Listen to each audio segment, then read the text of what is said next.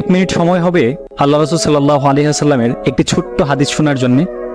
একবার আম্মাজান হযরতে আয়েশা রাদিয়াল্লাহু তাআলা আনহা আল্লাহ রাসূল সাল্লাল্লাহু আলাইহি ওয়াসাল্লামের দিকে তাকিয়ে বলছে যে, ইয়া রাসূলুল্লাহ, আপনার পূর্ণিমার চাঁদের মতো চেহারায় কালো কালো দাগ কিসের?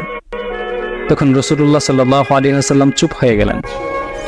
আম্মাজান যখন আবারও জিজ্ঞেস করলেন যে, ইয়া রাসূলুল্লাহ, আপনার কালো দাগগুলো কি বসন্তের দাগ? তাহলে আপনি আল্লাহ তাআলার কাছে দোয়া করেন যেন তিনি আপনার কালো দাগগুলোকে সরিয়ে দেন। তখন রাসূল সাল্লাল্লাহু আলাইহি ওয়াসাল্লাম কান্না করে দিলেন এবং বললেন যে, আয়েশা, তুমি জানো এই দাগগুলো কিসের? আমার এই দাগগুলো সরিয়ে দেওয়ার জন্য আমি আল্লাহ তাআলার কাছে কখনোই দোয়া করব না।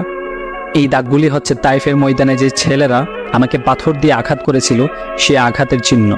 তারা একবার নয়, দুইবার নয়, তিনবার আমাকে আঘাত করেছে এবং আমাকে অজ্ঞান করে ফেলেছিল। আমি চাই না আমার এই দাগগুলো মুছে যাক।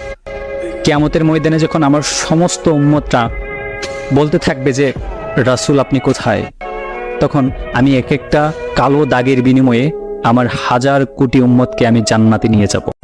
এক মিনিট সময় হবে